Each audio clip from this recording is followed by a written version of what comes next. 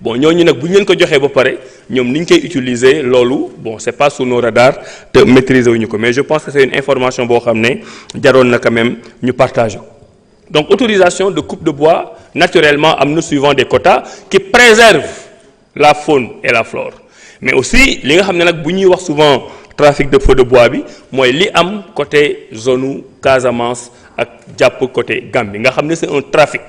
trafic boobu metti woon na Sénégal dem ba criminaliser ko parce que dañu jàpp ne économiquement li ñu ciy perte dafa bari mais aussi du point de vue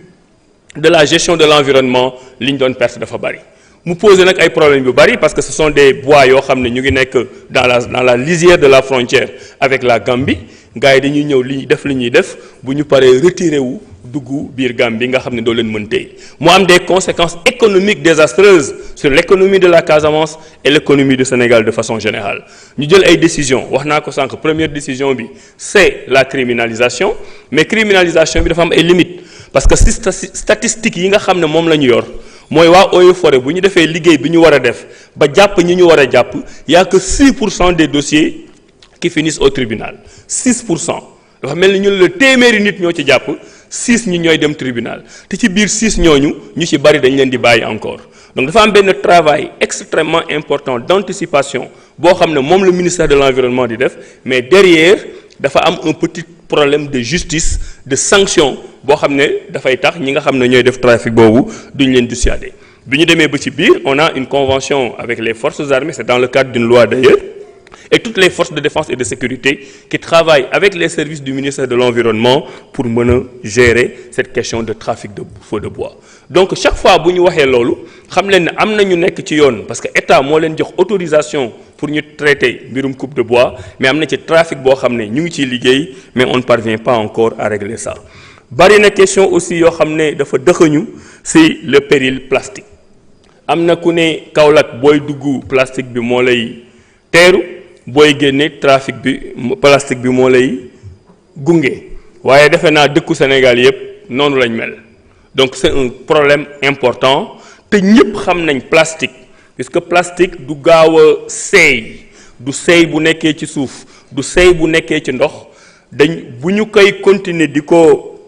utiliser comme ni ñu koy utiliser dafay porter préjudice aux générations futures may rappeler ne environnement lépp lu ñu ciy wax rek dañuy di fàttali suñu bopp ne c'est une lutte c'est un combat perpétuel contre l'immédiateté et l'égoïsme des générations actuelles parce que génération bu ñëw dafa am loo fi fekk loo xam ne moom ngay dundee mais dafa war a am aussi loo transmettre say doom ak sa ay sët pour ñoom ëllëg ñu am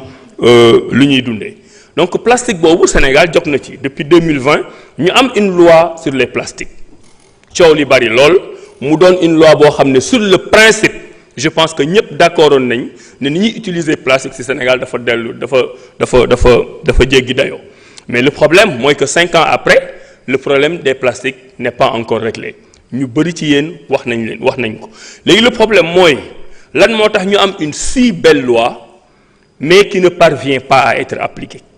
pourquoi Sénégal yëpp am conscience sur le fait que plastique bi baaxul mais ñu def une loi te loi boobu kenn du ko appliquer récemment ànd nañ ak président de la République dem Rwanda on a essayé de faire une comparaison dans le domaine parce que Sénégal xarañ bi ñu am ci élaboration loi ak ay normes sociales sur le plastique nit ñi dañ ko xam ba un Sénégalais d'ailleurs la ñu pressentir pour mu diriger ces négociations internationales on s'est posé des questions très simples très simples Rwanda am na loi sur la plastique Sénégal am na loi ci plastique ratifié nañ bu Rwanda ratifié nañ bu Sénégal boo demee Rwanda doo fa fekk benn plastique buy taxawaalu ci mbedd bi boo ñëwee Sénégal foo tourner da ngay gis plastique boo xam ne mu ngi taxawaalu ci mbedd bi lan mooy la différence de ce point de vue entre le Rwanda et le Sénégal c'est la question d'une discipline collective qui fait d'une discipline ou d'une indiscipline collective qui fait que ñun li nga xam ne moom la ñu jàpp ne moo baax ba ñu bind ko mënuñu ko appliquer donc ñun ñu ngi ciy liggéey am na tam benn élément économique boo xam ne waruñu ko fàtte parce que état dafay équilibrer différents intérêts dinaa ci ñëwaat bu ci kanamee tey jàpp nañ ne li tax ci loi plastique bi mënuñu ko appliquer au Sénégal parce que Sénégal ba tey dafa am 2000 unités 2000 defe naa mooy ñaari junni unité industrielle mooy ñi di defar ndoxub ci sachet plastique yi 2000 lañu ñooñu 30 000 emplois la ñuy créer 30 000 emplois ci dëkk bi fi mu toll lu bari na ñooñu jàpp ne ñoom boo ñëwee rek dindi arrêté affaire plastique nga leen seen ndox bi ngeen di jaay ci sachet dañ koy arrêté 30 000 personnes ñoom ñoo ciy loru 30 000 personnes yooyu ku ci nekk boo amee salaire peut-être yaa ngi dundal fukki nit muy 300 000 personnes ñu ne nag un gouvernement responsable doo élaborer une loi rek ñu appliquer ko de façon aveugle da ngay discuter ak nit ñi pour xool quels sont les contours de cette résistance au changement. Bi ma ñëwee ministère de l'environnement ça fait 2 mois et demi maintenant j'ai demandé aux équipes de commencer un processus pour évaluer la loi sur le plastique. D'ailleurs le 15 et 16 décembre prochain dans 2 semaines la ñuy def atelier boobu avant ñuy def atelier boobu def nañ ay focus group on en a 4 ñoo xam ne ñu ngi rencontrer les différents acteurs remonter yooyu ñuy am sur les différents acteurs moo ñuy permettre bu ñuy def suñu atelier ñu mën a wax ne loi bi lii moo ci baax lii moo ci baaxul bu ñu ko bëggee appliquer na la ñuy def. Et pour terminer sur cette question il y a naturellement comme je vous l'ai dit tout à l'heure un principe de collaboration avec le ministère de l'Industrie parce que cette frange économique par exemple qui dit qu'elle disparaîtrait si on appliquait de façon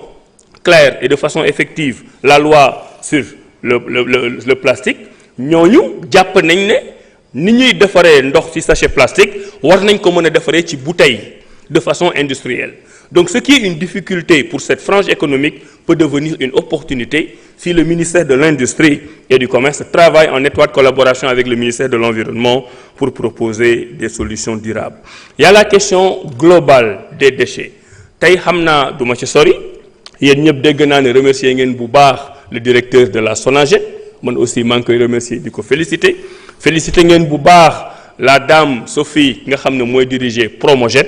ñoom dañuy door a bees ci kër gi maak ñoom ñoo xaw a yem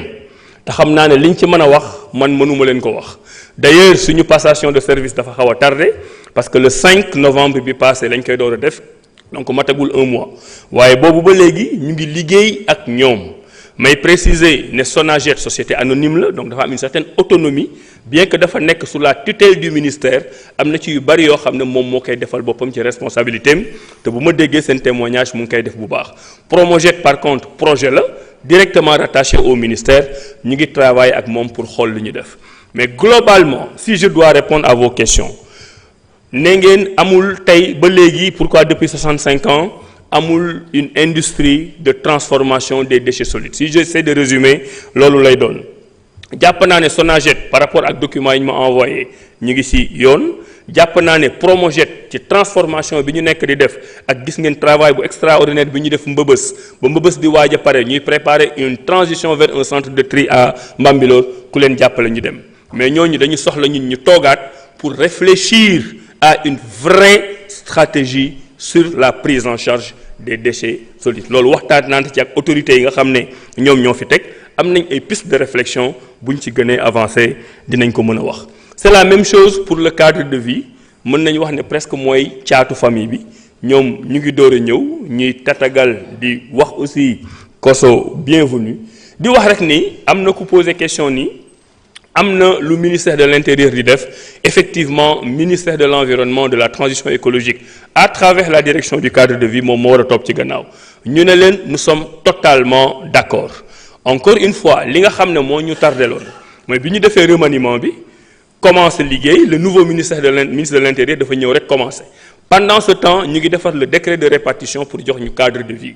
ñun ñuy door a jël cadre de vie le 5 novembre mais man ak le ministre de l'Intérieur on a eu plusieurs discussions sur le